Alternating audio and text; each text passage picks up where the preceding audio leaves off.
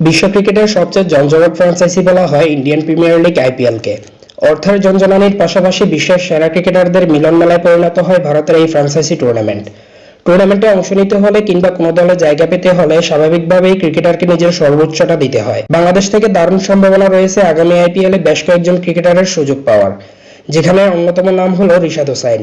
টি-20 বিশ্বকাপে নিজের জাত ছিনিয়েছেন বাংলাদেশের এই একমাত্র লেগ স্পিনার। শুধু বোলিং নয়, ব্যাটিংয়েও শেষ অংশে ইনিংসকে বড় করতে পারেন তিনি, যেমনটা গোয়ালিয়রে ভারতের বিপক্ষে প্রথম টি-20 ম্যাচে দেখিয়েছেন।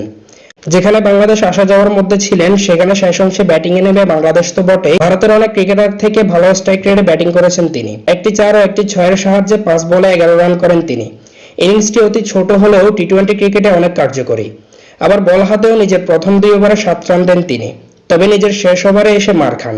শেষ পর্যন্ত 3 ওভার বল করে 24 রান দেন তিনি। তবে দিন শেষে আইপিএলের বেশ কয়েকটি ফ্র্যাঞ্চাইজির নজরে চলে এসেছেন তিনি, এমনটাই জানিয়েছে ভারতীয় মিডিয়াগুলো।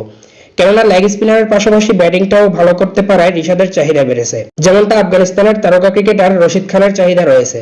দুর্দান্ত লেগ স্পিনারের পাশাপাশি শেষ অংশে ব্যাটিংয়েও কার্যকরী ভূমিকা পালন করতে পারলে রিশাদ হোসেনকে আইপিএলের নিলাম থেকে দলে ফেরানোর জন্য উঠে পড়ে লাগবে বেশ কয়েকটি ফ্র্যাঞ্চাইজি।